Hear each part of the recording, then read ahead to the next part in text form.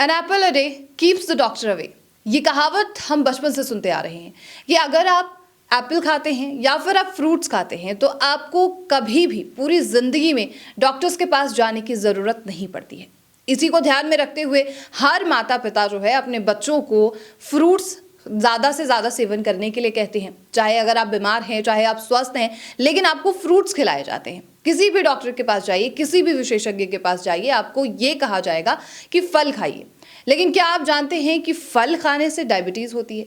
ये एक बहुत बड़ा दावा किया गया है और ये दावा किया गया है अप्रोप्रिएट डाइट थेरेपी सेंटर के चेयरपर्सन, डॉक्टर, साइंटिस्ट, ऑथर और भारत गौरव अवार्ड से सम्मानित ग्रेटेस्ट साइंटिस्ट अवार्ड।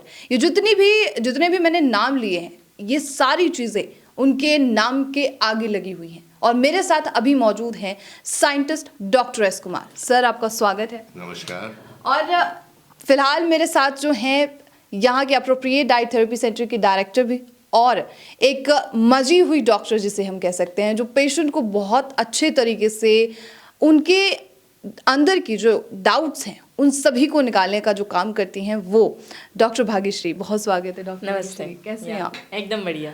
अब आज का जो सबसे बड़ा सवाल है सर आपसे मेरा ये है कि बहुत सारे एक्सपर्ट्स हैं, हम हर डॉक्टर के पास जाए, किसी भी अलग अलग डॉक्टर के पास, वो सिर्फ हमें ये कहता है कि फल खाने चाहिए, आप फल खाएंगे तो आप स्वस्थ हो जाएंगे। फल खाने के लिए कहा जाता है हमें, हर डाइट में हमें फल शामिल करने के लिए कहते हैं। लेकिन आपके मुताबिक अगर हम फल खाते तो इससे डायबिटीज़ होती है, इसका सबसे बड़ा कारण क्या और इसके पीछे क्या आपके पास ऐसा मानक है, साइंटिस्ट, क्या प्रूफ है आपके पास?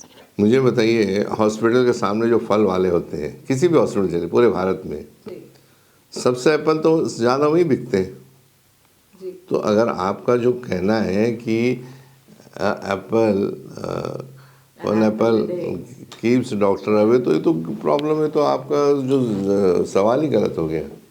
सबसे ज़्यादा एप्पल हॉस्पिटल के सामने मिलते हैं और हर पेशेंट एप्पल लेके जाता है, तो विरोधाभास हो गया ना। बिल्कुल, लेकिन ये कहावत तो हम बचपन से सुनते आ रहे हैं, हर एक्सपर्ट कहते हैं।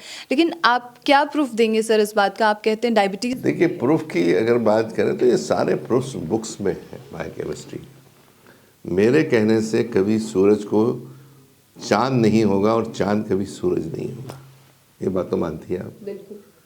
और जब साइंटिफिक लेवल की बात, तो साइंटिफिक लेवल की जब बात होती है ना, एक लीक से हट के होती है, क्योंकि उसको भी कुछ फाउंडेशन पे डिपेंड होती है, कुछ सत्यता पे होती है और साइंस के आधार पे बोला जाता है। कभी भी कोई भी साइंटिस्ट, मुझे छोड़ दीजिए, पूरे वर्ल्ड में कहीं भी चले जाइए, कोई भी आदमी ऐसा वक्तव्य नहीं करेगा जो साइंस के बाहर हो।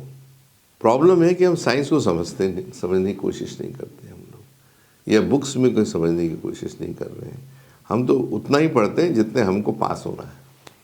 आज पोजीशन आज पूरे वर्ल्ड की ऐसी है कि मुझे इंजीनियर बनना है, मुझे डॉक्टर बनना है, मुझे ये बनना है, उसने उतना पढ़ा, एग्ज़ाम पास किया, नंबर होना है, चले गए। मुझे तो ऐसा लगता है जो बच्चे बार बार फेल होते हैं ना, वो ज़्यादा इंटेलिजेंट है, क्योंकि इस चीज़ को 10 बार पढ़ते हैं। एक वाक़या मैं आपको बताता हूँ। मेरे लाइफ में एक ऐसा इंसान मुझे मिला है, बोले डॉक्टर साहब एक बार हमारे कॉलेज में ज़रूर आइएगा आप। बोले क्या खास बात, सब कॉलेज आ रहे थे। बोले ये मेरा जो कॉलेज है ना, स्कूल, ये उन लोगों के लिए है जो बच्चे फेल होते हैं। अब सोचिए मैं क्या बोल रहा हूँ, ये बच्चे जो फेल होते हैं उनके लिए मेरा कॉलेज है। बोले जो पढ़ने वाले बच्चे तो वैसे भी पढ़ लेंगे, तो ये बड़े बड़े कॉलेज और स्कूल वाले जो लोग हैं बड़े बड़े मेडल लगाते हैं कि मेरे इंस्टीट्यूशन का बच्चा फर्स्ट आया है। तो बच्चे की बुद्धिजीवी है, वो पढ़ रहा है इसलिए वो आ रहा है, तो स्कूल का नाम रोशन कर, ऐसा बोलते हैं। ऐसा नहीं है। तो पूरी दुनिया तो उन लोगों के बारे में सोच रही है जो अच्छे पढ़ रहे हो तो आगे बढ़ ही जाएंगे, लेकिन जो बच्चे फेल हो रहे हैं, क्या कभी किसी ने इसका मुद्दा उठाया कि उनका क्या होगा? कभी नहीं। तो मेरा भी मुद्दा यही है कि भाई डायबिटीज़ क्यों ठीक नहीं हो रही है? सब तो होने के बाद यही बोल रहे हैं कि भाई ये ठीक होता, वो ठीक होता। डायबिटीज़ के बारे में वो तो बोलते हैं ज़िंदगी के साथ इंसुलिन के साथ जीना सीखो, डायबिटीज़ के साथ जीना सीखो। आप किसी भी लेक्चर में चले जाइए, आप किसी डिस्कशन में चले जाइए, चाहे आप हार्ट की सर्जरी के बेस्ट डॉक्टर के पास चले जाइए, वो वही बात करेगा कि हमारी रोबोटिक सर्जरी कितनी अच्छी है, हम कितने अच्छे से कर सकते हैं जी। हमारा इसकी इफ़िशियंसी कितनी है। लेकिन कोई ये बात नहीं करता कि कितने पेशेंट उसके ऊपर मर रहे हैं। नेगेटिव तो कोई बात ही नहीं कर रहा है ना। जी। तो बेसिकली ये सारी चीज़ें, और प्रिवेंशन में कोई बात नहीं कर रहा है पूरे वर्ल्ड में, क्योंकि प्रिवेंशन में, प्रिवेंटिव इंडस्ट्री में, चाहे हार्ट की हो चाहे डायबिटीज़ की हो, इसमें जो इकोनॉमी है ये जीरो है। तो फ्रूट से डायबिटीज हो आ रहा हूँ मैं, मुद्दा समझा रहा हूँ मैं आपको। लाइन बाय लाइन चीजें स्टेप बाय स्टेप बताइए। मैं तो आपको तभी समझ में आएगा जब आप उसकी जड़ पकड़ेंगे। बिल्कुल। आज कोई भी नॉन प्रिवेंटिव की बात करें तो इन्वेंटरी नहीं है, लेकिन अगर कोई नया पेटेंट आता है डायबिटीज़ के बारे में या कोई भी ड्रग में, क्योंकि इसकी कमर्शियल वैल्यू है, तो उसमें हर चैनल पे, चाहे वो डिजिटल हो या जो भी हो, उसके बारे में फ्रंट पेज पे न्यूज़ होती है, ये मॉलिक्यूल किया गया है, इतने साल में इतना ये रेवेन्यू देगा और इतनी टर्नओवर बढ़ने की आशंका है। लेकिन कोई ये नहीं कह रहा है कि जो लोग मर रहे हैं इससे उनका क्या है, उनके साइड इफ़ेक्ट्स का क्या है। तो बेसिकली कैसे कहने का चाहिए कि थॉट प्रोसेस, हमने, हर इंसान में थॉट प्रोसेस है, उसको उसने क्या बोलना चाहिए, जो सोया हुआ है उसको जिंदा करना है, बाकी कुछ नहीं है। सब एक स्ट्रीम में चले जा रहे हैं। मुझे एक सवाल आपसे पूछना है कि एक नदी बह रही है, उसमें दो मछलियां हैं, एक जिंदी है और एक मरी हुई, तो दोनों का डायरेक्शन किस साइड में होगा? पानी के बहाव उसमें के साथ में चले जाएंगे। कौन सी मछली जाएगी? जो मरी हुई है। मैं तो जिंदा हूँ, इसलिए अगेंस्ट में जाता हूँ। समझ गए आप? बिल्कुल। मुझे मुझे अभी भी इंसान होने की कॉन्शियसनेस है और सच बोलने की ताकत है, इसलिए कोशिश करता हूँ लोग उससे अवगत हों। अगर मेरे से कोई, जो मेरे वाक्य हैं या वक्तव्य है, उससे अगर कोई सहमत नहीं है तो उससे मुझे कोई गिले शिकवे नहीं है, लेकिन सत्य सत्य रहेगा। जैसे आपने बोला कि सब लोग बहाव के साथ जा रहे हैं, मैं बहाव के अगेंस्ट में जा रहा हूँ, क्योंकि मैं जिंदा हूँ। चले अभी फ्रूट के ऊपर आता हूँ। जी जी, वही सवाल है मेरा। सबसे पहले अगर आप डॉक्टरों की बात करें एलोपैथी के किसी, तो न्यूट्रिशन का सब्जेक्ट उनके पास है ही नहीं। माफ़ करिएगा, ये शायद आप लोगों को नहीं मालूम है, न्यूट्रिशन तो सब्जेक्ट को पढ़ाया ही नहीं जाता है कि क्या खाना क्या नहीं खाना, क्या फ्रूट देना या नहीं देना, दूध देना या नहीं देना, तेल कौन सा खाना, ये तो अपने कल्चर से पढ़ के आते हैं। घर में जो देखा उसी कल्चर को आगे लेके चाहते हैं, और वही डॉक्टर के जो पेशेंट आता है उसके ऊपर थोप दिया जाता है। इसमें मैं कुछ कहना चाहूँगी जी जी जी। कि हमारे यहाँ जो पेशेंट्स आते हैं, काफ़ी बार पेशेंट हमको बस यही बोलते हैं कि हमको तो पता ही नहीं क्या खाना है, हमने ये भी खाना चाहिए वो भी खाना चाहिए, कोई हमें प्रॉपर गाइड नहीं कर रहा है। या वो कहीं पे भी जाते हैं, कितने भी बड़े हॉस्पिटल्स में क्यों ना जाए, उनका बस एक ही रहता है पेशेंट का कि हमें तो पता ही नहीं हमें क्या खाना है, ये तो हमें पता ही नहीं था, हम तो ये भी खा रहे हैं, हम तो वो भी खा रहे हैं। जो प्रॉपर गाइडेंस है वो काफ़ी लैक करता है लोगों में, इवन डॉक्टर प्रोफेशंस में, कि वो लोग पेशेंट को पूरी तरह से गाइड नहीं कर पाते इन टर्म्स ऑफ न्यूट्रिशन और उन्हें क्या खाना चाहिए। जी। तो ये काफ़ी ड्रॉबैक हम लोग देख रहे हैं। तो हमारे पास जो पेशेंट आते हैं हम तो पूरी तरह से गाइड कर ही रहे हैं उन्हें। बिल्कुल बिल्कुल। और बस जी। दो मिनट बोल रहे होंगे। जो हमारा भारत का जो खान पान है वो कल्चरल है, इमोशनल है, अच्छा लग रहा है खा रहे हैं, ट्रेडिशनल है, कई सालों से जो चला रहा उस पर चला रहा है, लेकिन स्वाद के साथ। लेकिन इस पृथ्वी पे जितने इंसान हैं सबकी बॉडी साइंस पे चलती है। आपका दिल वैसे ही धड़क रहा है जैसा मेरा दिल धड़क रहा है। यही कोई पाकिस्तान का होगा, कोई सऊदी का होगा, कहीं यूएस का होगा, इंटरनली हमारी बायोकेमिस्ट्री एक ही, बराबर है। तो वो क्यों चल रही है? वो साइंस पे चल रही है, कल्चर पे नहीं चल रही, साइंस पे चल रही है। So we need to have a scientific diet. तो साइंटिफिक डाइट अलाउ नहीं कर रही है कि आपने फल लेना चाहिए, बराबर है। फल के दो रीज़न अभी मैं आपको देना चाहूँगा। एक जो दिखता है उसके बेसिस के ऊपर और एक साइंटिफिक बेसिस के ऊपर, ठीक है। अब मुझे बताइए कि पूरी जो संरचना है हमारे पूरे वर्ल्ड की, ये दो पैरामीटर, एक तो एनिमल किंगडम और प्लांट किंगडम, एक दूसरे से पैरेलल है। अगर एक किंग नहीं रहा तो दूसरी अलाइव नहीं रहेगी। तो जैसे एनिमल किंगडम ने, भगवान ने हमें जो सेक्सुअल प्रोसेस दी है मेल फीमेल की, है ना, और उसके बाद में जनरेशन बढ़ती भगवान ने बनाई हुई है अभी सेक्सुअल प्रोसेस से, और दुनिया बढ़ते जा रही है। वैसे ही द सेक्सुअल जो प्रोसेस है is given to the plant kingdom.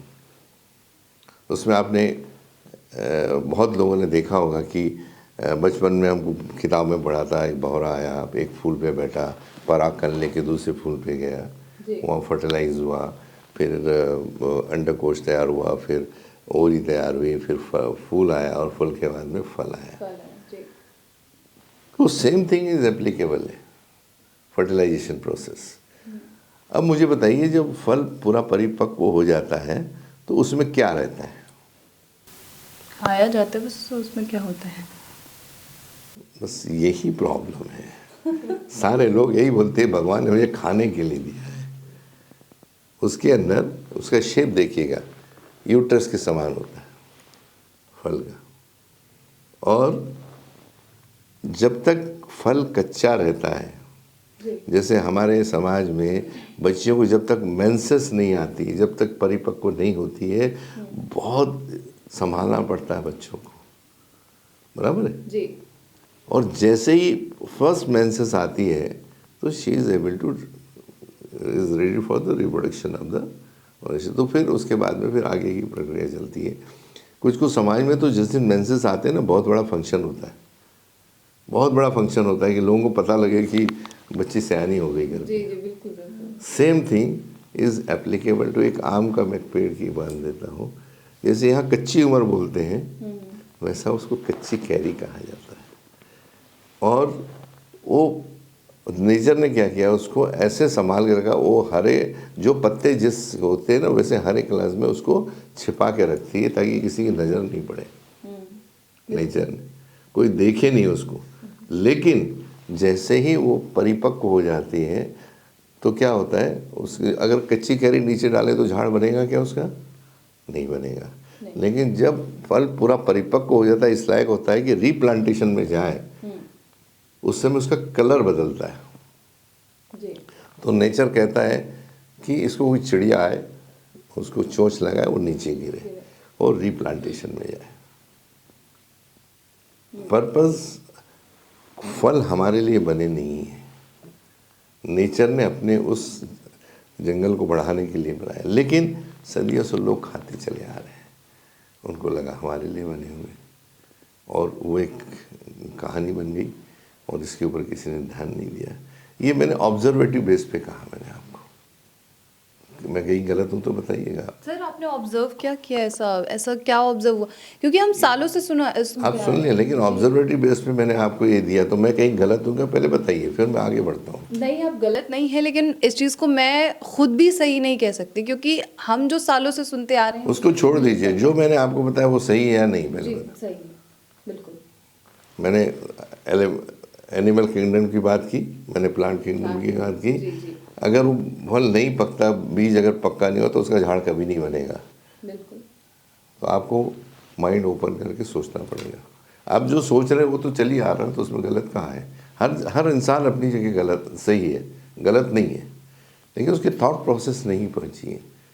अभी हम साइंटिफिक की बात करें जी, तो फ्रूट के अंदर जो बनने वाली शर्करा है उसको फ्रक्टोज बोला जाता है, और हमारे शरीर जो चलता है वो ग्लूकोज से चलता है। जो हम लोग रोटी चावल या जो खाते हैं उससे बनने वाली शर्करा को ग्लूकोज बोला जाता है, और ग्लूकोज ही हमारे शरीर को चलाता है, फ्रक्टोज नहीं चलाता है। अभी समझ जाइए, दो भाई हैं, तो लोगों ने क्या बोला कि ग्लूकोज फ्रक्टोज एक ही है। उनको फ्रक्टोज ग्लूकोज के बारे में मालूम ही नहीं है किसी को, बहुत कम लोगों को मालूम होगा।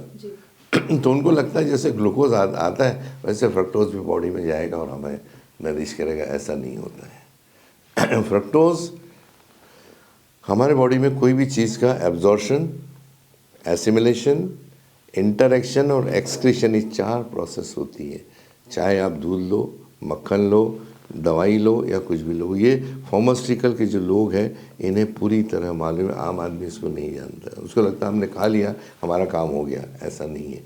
हज़ारों उसमें केमिकल रिएक्शन से जाके फिर वो चेंजेस होते हैं। तो हमारे शरीर के अंदर जो लीवर होता है, यहाँ पे एब्जॉर्प्शन की होता है, वहाँ पे 2 दरवाजे बने हुए हैं। ऐसे 4 तरह के होते हैं, glucose transport 1, glucose transport 2, glucose transport 3, glucose transport 4, glucose transport 5। अभी अगर दरवाज़ा ये खुला है तो दोनों अगर आएंगे तो दोनों को एंट्री मिलना चाहिए, लेकिन यहाँ से ग्लूकोज ट्रांसपोर्ट सिर्फ शुगर को एंट्री मिलती है अंदर। फ्रक्टोज को लीवर बोलता है बाय बाय, आपका रास्ता नहीं है ये। फिर क्या करेगा फ्रक्टोज? फ्रक्टोज को दूसरा रास्ता पीछे से दिया है, उसको बोलते हैं ग्लूकोज ट्रांसपोर्ट 5 सिस्टम। ये मैंने तो नहीं बनाया, कुदरत ने बनाया और मेडिकल बुक्स के बायोकेमिस्ट्री में लिखे हुए सारी चीज़ें। तो ग्लूकोज जब शरीर में जाके हमारे इसमें एनर्जी में करो, लेकिन फ्रक्टोज जो है ये कभी ग्लूकोज में ट्रांसफर, ये होता है transfer triglycerides, fat and cholesterol. अब आपने कई बार सोचा होगा कि NLFD बोलते हैं नॉन फैटी लीवर डिजीज़, ये अभी भारत में करीब करीब 80% लोगों को है फैटी लीवर। तो आपने सुना इसको फैटी लीवर होगा ग्रेड 1, ग्रेड 2, वो बोलते मैं तो कंज्यूम नहीं कर रही हूँ लीकर, मैं तो कुछ नहीं खा रही, फिर फैटी लीवर कैसे हो गया? तो ये जो फैट जाती है ये फैट में कन्वर्ट होती है और आपके लीवर को चारों तरफ से फैट का लेयर बना देती है, जिसमें पेंक्रियाज भी है। तो अगर रिसेप्टर पे अगर फैट बढ़ गई तो this is causing a insulin resistance. Insulin resistance is basic cause for the diabetes. अगर आप फल खाते हैं तो नेचुरली आपकी शुगर नहीं बढ़ेगी, क्योंकि वो शुगर बढ़ाती नहीं है, लेकिन इन रिवर्सिबली वो इंसुलिन रेजिस्टेंस कॉज करती है, जिसके कारण शुगर बढ़ती है। ये इंसुलिन रेजिस्टेंस तो ग्लूकोज ट्रांसपोर्ट नहीं होती अंदर और उसको सेलुलर लेवल को ब्लॉक कर देती है, जिसके कारण इंसुलिन रेजिस्टेंस पैदा होता है। तो ये टेक्निकल चीज़ें हैं। जो भी इस वीडियो को देख रहा है वो किसी भी बायोकेमिस्ट्री की किताब में जाके ये चीज़ें कंफर्म कर सकता है।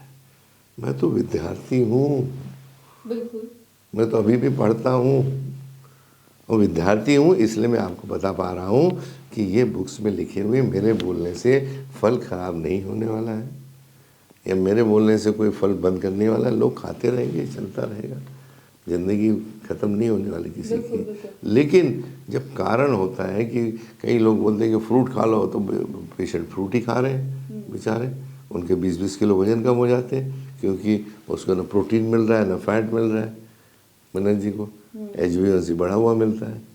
तो एविडेंस बेस्ड अगर काम करते हैं तो हमने देखा है कि हमारे यहाँ वही लोगों के, आपने देखा होगा वजन ठीक ही कमी नहीं हो रहा है लोगों का, बिकॉज लोग फल खाते हैं और उनको फैटी होते हैं, इंसुलिन रेजिस्टेंस बढ़ जाता है और पूरा इंसुलिन जो है वर्क नहीं कर सकता है।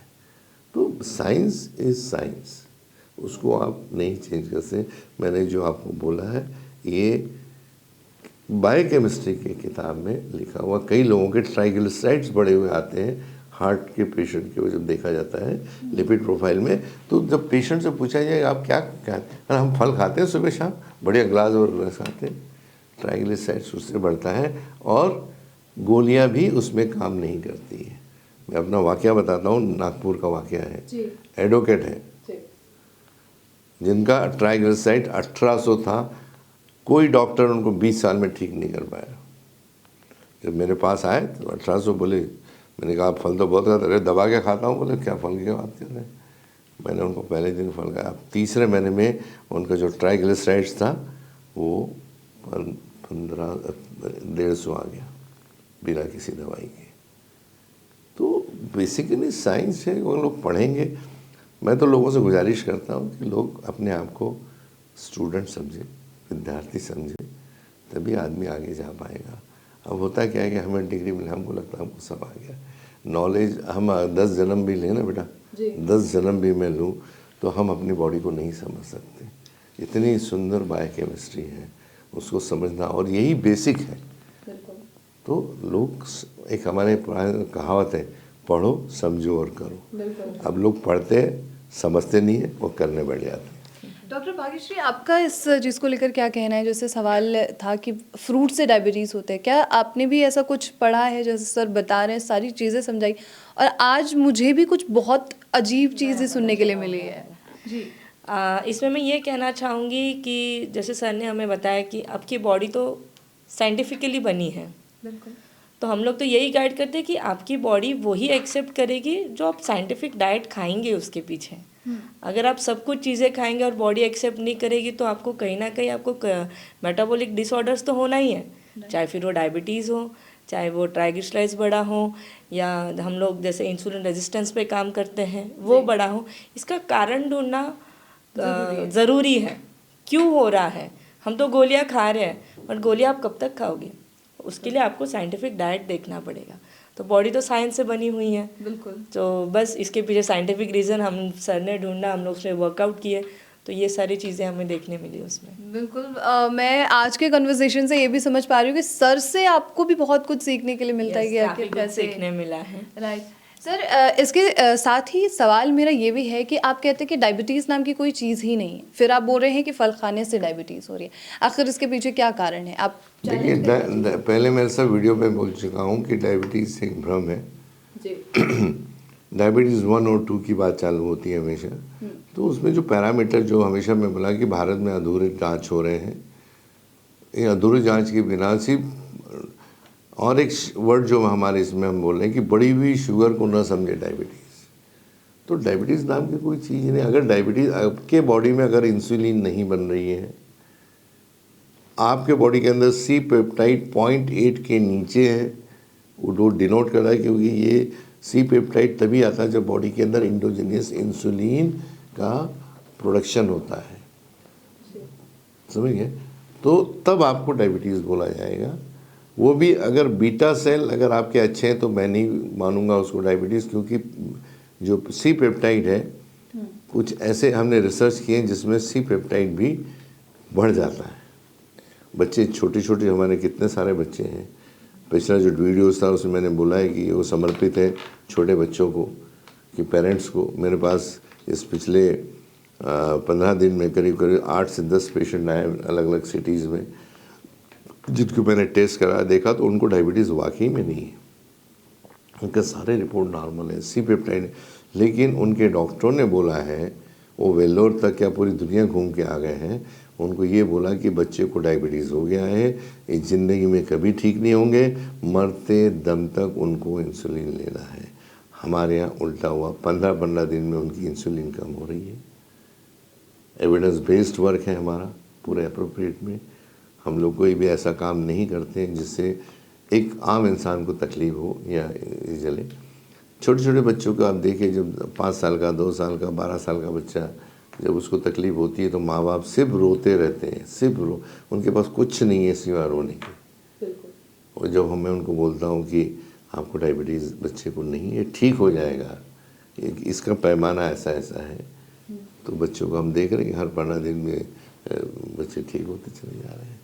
तो इसको साइंस बोलेंगे ना।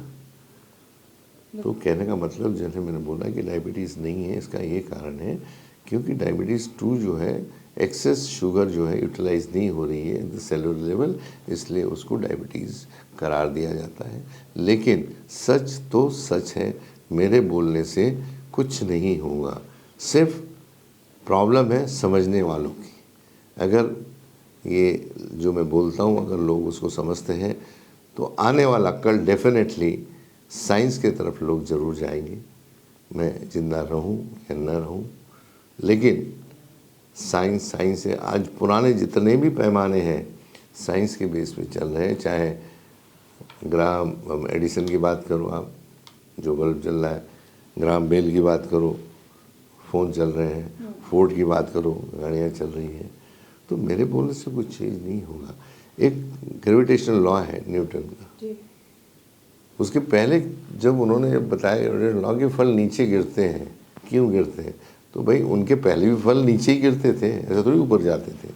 लेकिन उसने साइंस के माध्यम से ये करा दिया कि ग्रेविटेशनल फोर्स क्या होता है, क्यों फल ऊपर जाते हैं, फल नीचे क्यों गिर रहे हैं, ऊपर क्यों गिरते हैं, तो सिद्ध किया। तो मैं सिर्फ जो किताबों में दिया हुआ है उसके बेसिस के ऊपर, साइंस के बेसिस में, क्योंकि मैं एक स्टूडेंट हूँ, साइंस का स्टूडेंट हूँ, तो मैं सबको समझाने की कोशिश कर रहा हूँ कि आप इसके ऊपर ज़रा ध्यान दें और आने वाला जो आपका जीवन है उसको सफल बनाएं।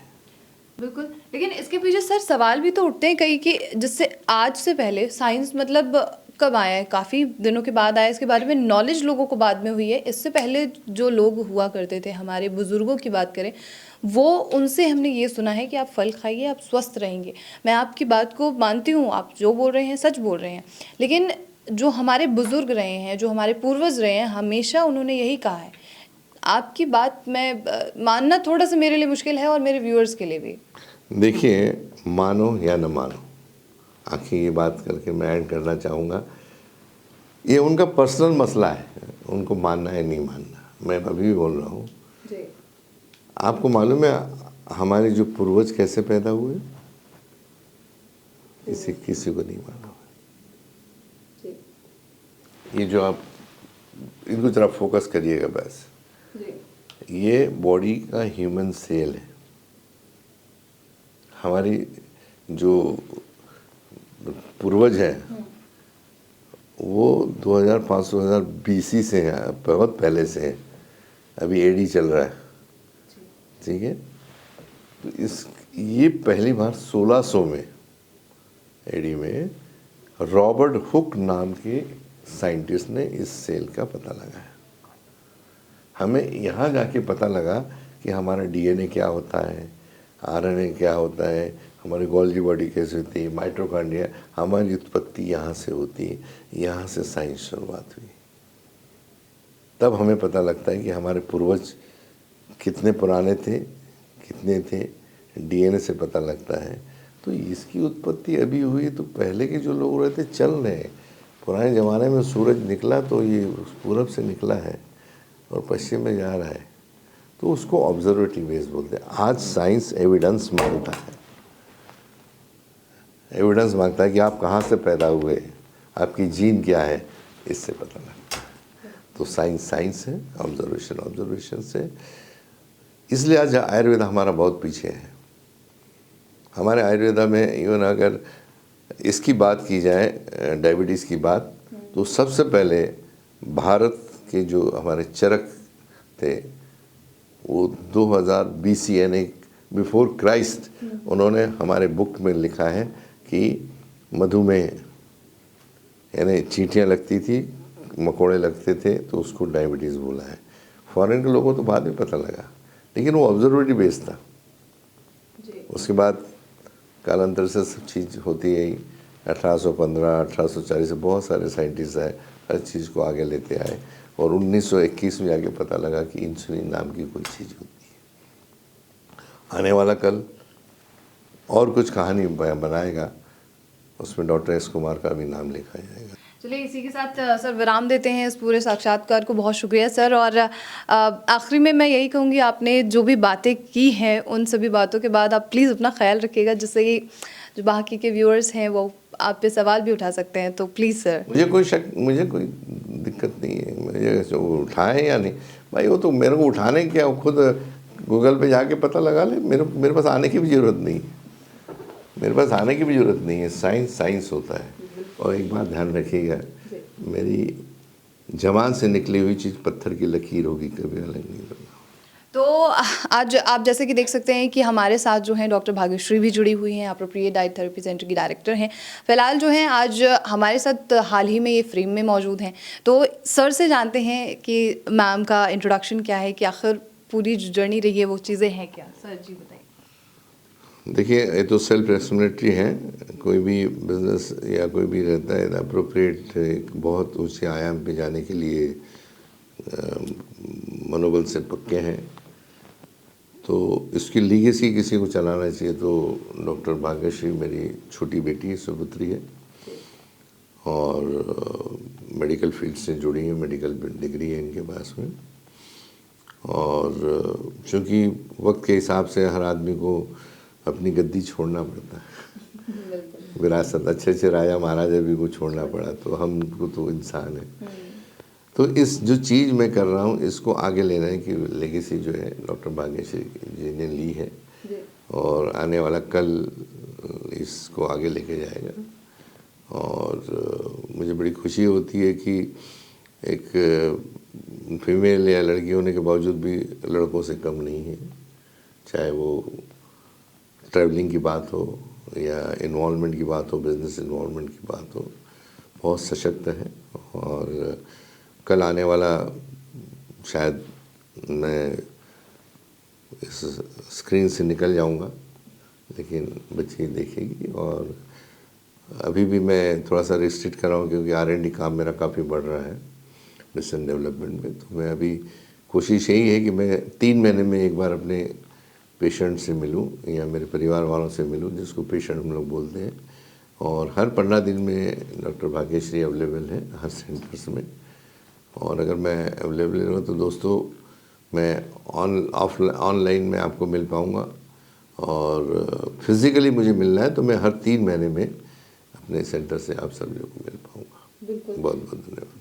बिल्कुल भाग्यश्री जी, आप इसको लेकर क्या कहना चाहेंगे? आपने जो है पूरी लेगेसी संभाली है अब आगे का, तो इसके फ्यूचर प्लान क्या है? अप्रोप्रिएट को कहाँ लेके जाना है?